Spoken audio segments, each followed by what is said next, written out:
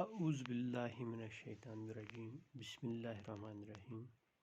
Dear students of class 8th, this is subject social science and the book is Social and Political Life.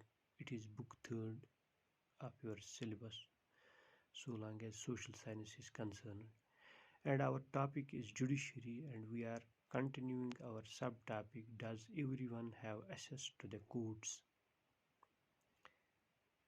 So far you have read all citizens of India can access the courts in this country. This implies that every citizen has a right to justice through the court. In the same way, you have read about the citizens whose basic rights or fundamental rights are being violated. They also can approach the court for justice. In the same way, you know that the midday meal scheme that children now receive in government and government aided schools, it is because of a PIL, public interest litigation.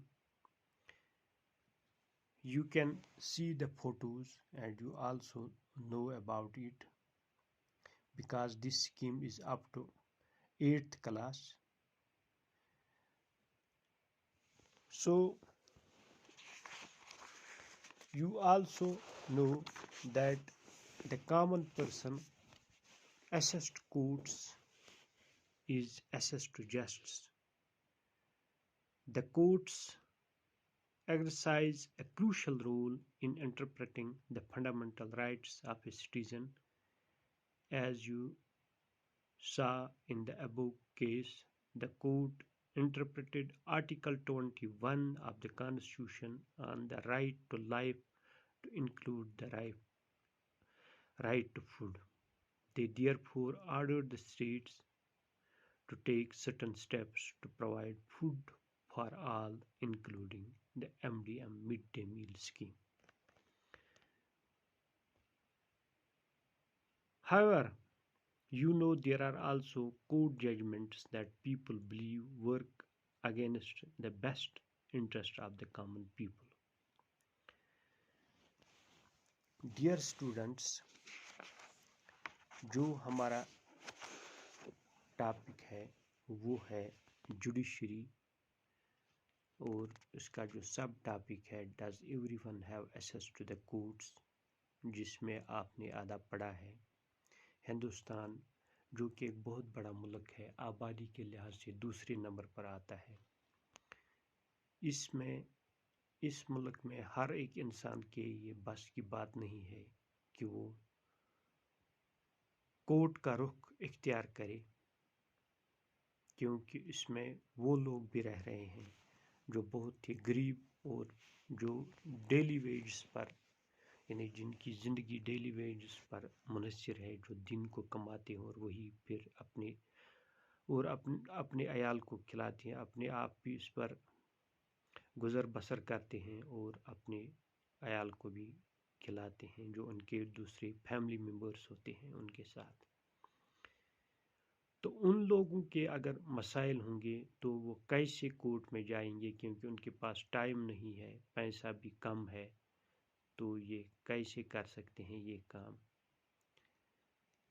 तो इसके लिए एक 1980 में एक mechanism तैयार किया गया है सुप्रीम कोर्ट ऑफ इंडिया में, जिसका नाम है PIL, पब्लिक इंटरेस्ट लिटिगेशन।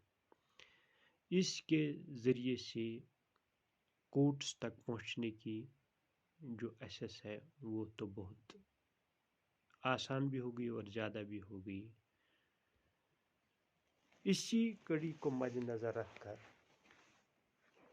एक स्कीम चलाई गई है, ये भी PIL का ही, यानी उसी के बेस पर ये हुआ है, जिसका नाम है MDM यानी मिड डे मील स्कीम,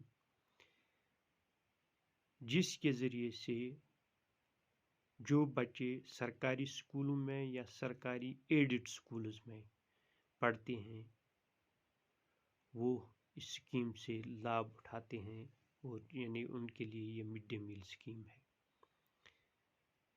آپ اس میں فوٹوز بھی دیکھ سکتے ہیں، اور آپ کو یہ پتہ بھی ہے کیونکہ یہ اسکیم جو ہے گورنمنٹ اسکولز میں رائج ہے، اور گورنمنٹ ایڈڈ اسکولز میں بھی یہ چلتی ہے up to 8th class, 8th standard تک یہ گورنمنٹ اسکولز میں ہم دیتے ہیں مڈ ڈے میل۔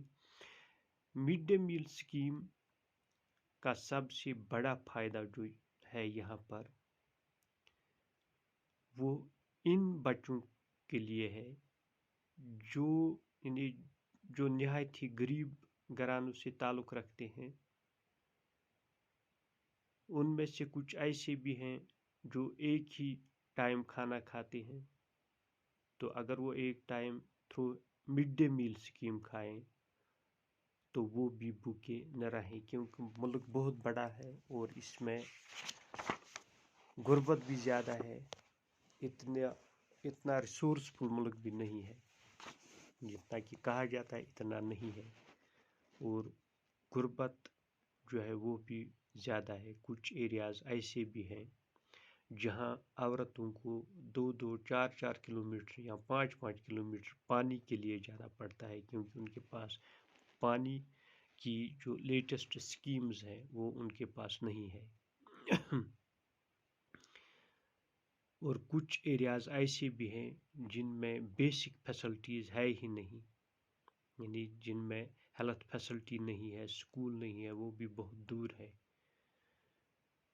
اور کچھ ایریاز ایسے بھی ہیں جہاں کے جو کھیت ہیں یعنی وہ زیادہ تر سوکھے ہی رہتے ہیں، وہ زیادہ تر تامل ناڈو میں ہے، راجستھان میں کچھ ایریا ہے، تامل ناڈو میں کچھ ایریا ایسے بھی ہیں جہاں 2-4 سال بارش پڑتی ہی نہیں ہے، تو وہاں کون سا فصل اگے گا یہ تو آپ خود ہی جانتے ہیں، جہاں پانی ہی نہیں ہو تو وہاں کون سا فصل اگے گا۔ تو ایسے بھی ایریاز ہیں، تو ان ایریاز میں جو لوگ رہتے ہیں ڈیفینیٹلی ان کے پاس اگر کوئی جاب وغیرہ ہے سرکاری یا کسی پرائیویٹ ادارے میں اگر وہ کام کرتے ہیں تو اس کے مادھیم سے انہیں پیسہ مل سکتا ہے، ادروائز وہ وہاں کون سی کھیتی کریں گے، کیا کریں گے، تو وہ اللہ ہی جانتا ہے۔